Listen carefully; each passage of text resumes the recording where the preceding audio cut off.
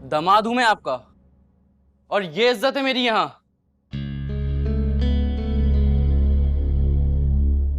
और ये है आपकी खानदानी रिवायत।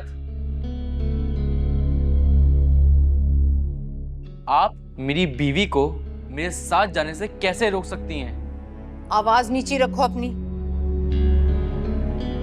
और जो तुम्हारी बीवी है ना, वो पहले मेरी बेटी है, समझे तुम?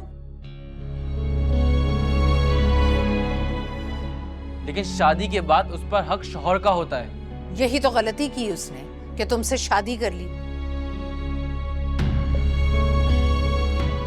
लेकिन अब मैं उसके इस बचपने में उसका साथ नहीं दे सकती। मम्मी, मुझे लगता है कि अब आप ज्यादती कर रही हैं।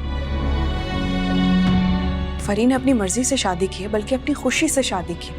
और अगर अब वो निभाना चाहती है तो इसमें क्या प्रॉब्लम है? मैं उसकी माँ हूँ, उसका भला ही सोचूंगी। और तुम मुझे मत सिखाओ, अपने काम से काम रखो।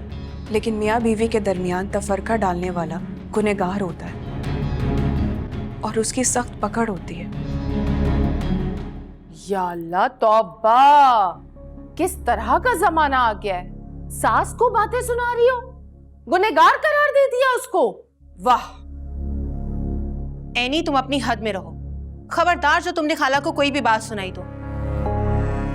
खाला, आप कैसे इसकी बातें सुन रही हैं? अब तुम मुझे बताओगी कि क्या सही है और क्या गलत। ये मैं नहीं कह रही हूं, बल्कि ये हमारा दीन कह रहा है।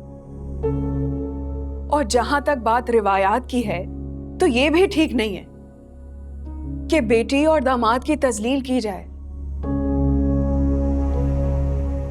मैं आप लोगों से दरख्वास्त करती हूँ कि ये सब कुछ ना करें। अफान, अपनी बीवी से बोलो कि अपने कमरे में जाए। ये मेरा और मेरी बेटी का मामला है और इसकी दखल अंदाजी मैं बिल्कुल बर्दाश्त नहीं करूंगी। एनी भी इस घर की बहू है, इसको सही को सही और गलत को गलत कहने का पूरा हक है, चाहे किसी को अच्छा लगे या ना लगे। अफान, तुमसे तो मैं बाद में बात करूंगी। और फाहद, तुम अभी यहां से चले जाओ। मैं बाद में सोचूंगी मुझे अपनी बेटी को तुम्हारे साथ भेजना है या नहीं। तब तक वो यहीं रहेगी मेरे घर में। मम्मी, ये ठीक नहीं है। मेरे ख्याल से हमें हमारी फरी को उसके साथ भेज देना चाहिए। नाफरमानी कर रहे हो तुम मेरी। ये नाफरमानी नहीं, बल्कि एक बेटी का मामला है। और एक माँ को सोचना चाहिए कि वो अपनी बेटी के साथ ज्यादती नहीं करे, वो उसे जाने दे।